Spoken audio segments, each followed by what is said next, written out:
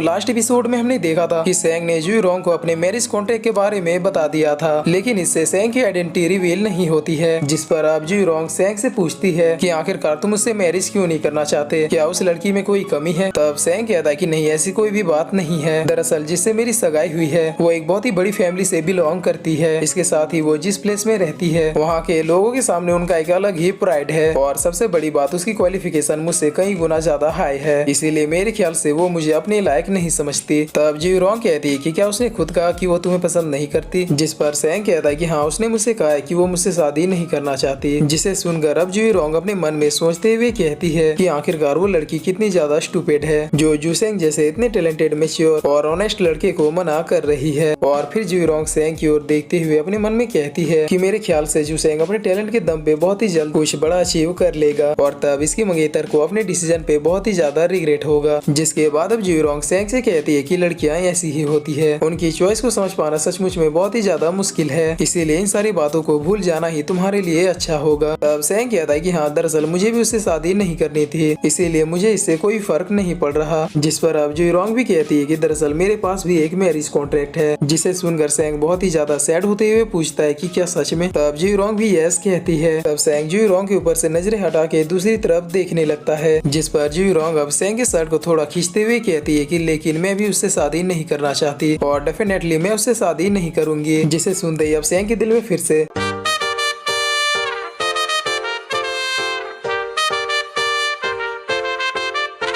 और अब सेंग वैसे स्माइल करता हुआ देख के जू रोंग पूछती है कि अचानक से तुम स्माइल क्यों करने लगे। तब सेंग बातों को टालते हुए पूछता है कि आखिरकार तुम्हारा मंगेतर किस टाइप का पर्सन है। जिस पर जू रोंग बताती है कि मुझे बहुत ही अच्छे से याद है, हम लोग पहली बार तब मिले थे जब हम लोग सिर्फ 4 साल के बच्चे थे, और तभी मेरे ग्रैंडपा ने उस लड़के के साथ मेरे मैरिज कॉन्ट्रैक्ट को फिक्स कर दिया। जिसके बाद मैं उस लड़के से दोबारा कभी भी नहीं मिली, क्योंकि जब मैं बड़ी हुई और उसके बारे में पता की तो मुझे पता चला कि वो एक नंबर का यूजलेस पर्सन है। इसीलिए मैंने भी उसके बारे में सोचना ही छोड़ दिया। लेकिन इतने दिनों बाद वो अचानक से मेरे प्लेस में आ गया, और मेरे पिताजी के लाख कोशिश करने के बावजूद भी उसने उस मैरिज कॉन्ट्रैक्ट को नहीं तोड़ा, और फिर ऐसे ही कई साल बीत गए। तब सेंग कहता है कि क्या इतने सालों के बाद भी उसके अंदर कोई भी इम्प्रूवमेंट नहीं आई। जिस पर जी रोंग कहती है कि नहीं, बल्कि दिन बीतने के साथ साथ वो और भी ज्यादा वर्स्ट होते चला गया, क्योंकि उसके मैसेज पढ़ने के बाद मुझे ये पता चला कि उसे भी मुझसे कोई खास दिलचस्पी नहीं है। वो ये सब कुछ अपने झूठे प्राइड के लिए कर रहा है। लेकिन रिसेंटली पता नहीं उसने कौन सी ट्रिक का यूज किया, वो एकदम से एक हाई रैंकिंग पर्सन बन गया, जिसे अब मेरे एल्डर्स और टीचर्स भी अप्रिशिएट करते हैं। जिसे सुनकर सेंग कहता है कि ये पर्सन तो काफी ज्यादा चालबाज है। अब जी रोंग कहती है कि इतना ही नहीं, उस पर्सन में और भी कई खामियां मौजूद है, जैसे कि उसे अलग अलग लड़कियों की फीलिंग के साथ खेलना उसे बहुत ही ज्यादा पसंद है, और इस बात को खुद मेरी पर्सनल मेट ने मुझे कंफर्म करके कहा था। और अब इस बात को सुनते ही सेंग बहुत ही ज्यादा गुस्से में कहता है कि वो कितना घटिया पर्सन है, भला एक मैरिज कॉन्ट्रैक्ट होने के बावजूद वो दूसरे लड़कियों के साथ ऐसा कैसे कर सकता है। जिसे कहने के बाद सेंग को अब छींक आती है, और फिर वो अपने मन में कहता है कि भला मेरे बारे में कौन उल्टी सीधी बातें कर रहा है। जिसके बाद सेंग खड़े होके बिस्टो को आते हुए देखता है, और फिर अपने मन में कहता है कि वो लोग भी बहुत ही जल्दी यहाँ पे आते होंगे, इसीलिए अब मेरे ख्याल से उन डीमंस के आने से पहले ही मुझे इसे बता देना चाहिए कि वाकई में मैं कौन हूँ। और अब यही सोचकर सेंग जू रोंग से कहता है कि सूजन, मैं तुमसे कुछ कहना चाहता हूँ, और इस बात को मैं कई दिनों से तुमसे कहना चाह रहा था। और अब सेंग की ये बात सुनकर पहले तो जू रोंग थोड़ा शॉक हो जाती है, और फिर बहुत ही ज्यादा नर्वस होते हुए अपने मन में कहती है कि क्या ये मुझे प्रपोज करने वाला है, और अगर इसने ऐसा किया तो फिर मुझे क्या करना चाहिए। और अब सेंग कुछ बोलने ही वाला होता है, लेकिन तभी अचानक उसके बॉडी में बहुत ही जोर से पेन होने लगता है। जिसे देखकर जू रोंग पूछती है कि आखिरकार ये तुम्हें क्या हो रहा है। तब सेंग कहता है कि वो ऑर्डर अपने आप ही एक्टिव हो रहा है, और अब सेंग इतना कहते ही हम देखते हैं कि जो दुफू का ऑर्डर सेंग के पास से निकल जाता है। जिसके बाद अब इस ऑर्डर को देख के ऐसा लगता है कि मानो इसका वुडन सोल वापिस आ रहा हो, और ये चीज देख के खुद सेंग भी बहुत ही ज्यादा शॉक था। और अब ये ऑर्डर अपने आप ही सीधे इस टेम्पल के अंदर चला जाता है। जिसे देखकर अब जू रोंग कहती है कि जो दुफू तो कब के मर चुके हैं, तो फिर ये ऑर्डर किसकी वजह से दोबारा से एक्टिव हुआ है। अब सेंग कहता है कि इसका जवाब तो हमें जो दुफू के ग्रेव में ही मिलेगा। और अब सीन चेंज होता है, और इधर हम जीजुई और जैन को देखते हैं, जहाँ पर जैन उस टेम्पल की ओर इशारा करते हुए जीजुई से कहती है कि मेरे ख्याल से सारे डीमंस वहीं पे जा रहे हैं, तो अब वहाँ पे चल के हमें भी सेंग की हेल्प करनी चाहिए। जिस पर जीजुई जैन को साफ मना करते हुए कहता है कि हम लोग वहाँ पे नहीं जाएंगे, क्योंकि अभी ना तो तुम्हारी कंडीशन अच्छी है और ना ही मेरी, इसीलिए ये भी हो सकता है कि वहाँ पे पहुँच के हम सेंग की हेल्प हेल्प करने के बजाय उल्टा उसी के लिए मुसीबत बन जाएंगे। इसीलिए जितनी जल्दी हो सके यहाँ से हम लोग सेफली बाहर निकलने की कोशिश करेंगे। जिस पर जैन कहती है कि क्या तुम्हें सैंग की बिल्कुल भी परवाह नहीं है। तब जीजुई कहता है कि मुझे उस पे यकीन है कि चाहे सिचुएशन कितनी भी बुरी क्यों ना हो, लेकिन वो उस सिचुएशन को भी बहुत ही अच्छे से हैंडल कर लेगा। और अब इधर सैंग और जुरोंग जुओ दुफू के ग्रेव वाले हॉल में आ जाते हैं और यहाँ पहुंचकर ये दोनों देखते हैं कि ये ऑर्डर जुओ दुफू के कॉफिन के ऊपर उड़ रहा था, जिसे देखकर अब जुरोंग कहती है कि मेरे ख्याल से इस ऑर्डर का सोल इसलिए रिटर्न हो रहा है क्योंकि हो न हो ये ऑर्डर इस कॉफिन को ओपन करने की चाबी है। अब सैंग कहता है क्या तुम्हें सच में ऐसा लगता है कि ये कॉफिन अभी खुलने वाली है, क्योंकि जुओ दुफू के मरने के बाद कई लोगों ने इस कॉफिन को खोलने की कोशिश की लेकिन उनमें से कोई भी सक्सेसफुल नहीं हुआ, तो फिर आज भला ये कॉफिन अपने आप ही क्यों खुलेगी। जिस पर जुरोंग कहती है कि मेरे ख्याल से ये ऑर्डर अपने अगले सक्सेसर का वेट कर रहा था और जैसे ही तुमने इसे अपने पास रखा तो फिर शायद ये तुम्हारे सोल पावर की वजह से दोबारा से एक्टिव हो गया। अब सैंग कहता है कि अगर ऐसी बात है तो फिर ये खुलेगा कब। जिस पर जुरोंग इस कॉफिन की ओर देखते हुए कहती है कि अभी। और अब जुरोंग के इतना कहते ही इस ऑर्डर की वजह से यहाँ पर एक बहुत ही बड़ी एनर्जी रिलीज होती है और फिर ये कॉफिन अपने आप ही खुल जाता है, जिसके बाद यहाँ का माहौल बहुत ही ज्यादा शांत हो जाता है। तब सैंग इस कॉफिन की ओर देखते हुए कहता है कि मुझे इसके अंदर से किसी स्ट्रॉन्ग ऑरा की फीलिंग आ रही है। जिस पर जुरोंग कहती है कि तो फिर चलो देखते हैं कि उसके अंदर क्या है। और ये कहकर ये दोनों अब इस कॉफिन के ऊपर आ जाते हैं और इस कॉफिन के अंदर की चीजों को देखते हुए बहुत ही ज्यादा शौक हो जाते हैं, क्योंकि इस कॉफिन में इतने सारे ट्रेजर्स थे जितना पूरे कैपिटल में भी नहीं होगा। और इसके अलावा यहाँ पर इन दोनों को एक और बात पता चलती है कि जुओ दुफू तो कभी मरे ही नहीं थे, वरना यहाँ पे जुओ दुफू की डेड बॉडी जरूर होती। और अब ये सब देखने के बाद जुरोंग सैंग से कहती है कि मुझसे प्रॉमिस करो कि अगर हम में से कोई भी यहाँ से बाहर निकल पाया तो फिर हम इसके बारे में बाकियों को भी बताएंगे, क्योंकि हो सकता है कि इसमें और ब्लैक रॉक की रियल आइडेंटिटी में कोई ना कोई कनेक्शन जरूर होगा। तब सैंग कहता है कि टेंशन मत लो, हम दोनों यहाँ से जरूर निकलेंगे। और ये कहकर सैंग अब इन सारे ट्रेजर्स को अपने पास स्टोर करने लगता है, लेकिन जैसे ये ट्रेजर्स धीरे धीरे खत्म होने लगते हैं वैसे ही इस कॉफिन में बने कुछ लेजेंडरी साइंस अपीयर होने लगते हैं, जिसे देखकर जुरोंग सैंग से कहती है कि वो देखो। तब सैंग और जुरोंग इस साइन के बहुत ही ज्यादा करीब आ जाते हैं और फिर इन साइंस को देखते हुए जुरोंग कहती है कि क्या ये कोई लेजेंडरी टेक्निक्स है। तब सैंग कहता है कि हाँ तुम ऐसा कह सकती हो, क्योंकि ये सारे साइंस स्वॉर्ड की अब तक की सबसे बेस्ट टेक्निक्स है। जिसके बाद सैंग इन सारी टेक्निक्स को देखते हुए अपने माइंड में ही रिमाइंड करने लगता है और फिर वो जुरोंग से कहता है कि हमें नहीं पता कि ये साइन कब तक अपीयर रहेंगे, इसीलिए इनके डिसअपीयर होने से पहले ही हमें इन सारे टेक्निक्स को याद कर लेना चाहिए। जिस पर जुरोंग भी यस कहती है और फिर ये दोनों यहाँ पे मौजूद सारे टेक्निक्स को अपने माइंड में याद करना शुरू कर देते हैं और बस थोड़ी देर बाद ये सारे टेक्निक्स अपने आप ही डिसअपीयर होने लगते हैं। तब जुरोंग कहती है कि लकीली मैंने सारे टेक्निक्स को याद कर लिया। जिस पर सैंग कहता है कि मैंने भी। और अब तभी ये पूरी जगह डिस्ट्रॉय होनी शुरू हो जाती है। तब जुरोंग सैंग से कहती है कि चाहे हमारी डेस्टिनी में कुछ भी क्यों ना लिखा हो, लेकिन अब मैं अपने लाइफ के लास्ट मोमेंट तक यहाँ से निकलने में तुम्हारा साथ दूंगी। तब सैंग कहता है कि मैं भी तुम्हारा साथ कभी भी नहीं छोड़ूंगा। और ये कहकर ये दोनों इस सीरीज में पहली बार एक दूसरे को हक करते हैं। और अब सीन चेंज होता है और इधर हम एल्डर सूली को देखते हैं, जिन्होंने लाशें बिछाने का रिकॉर्ड भी तोड़ दिया था, लेकिन इसके बावजूद ब्लैक रॉब अपनी पावर से एल्डर सूली के सामने डीमंस की और भी ज्यादा सेना खड़ी करते जा रहा था।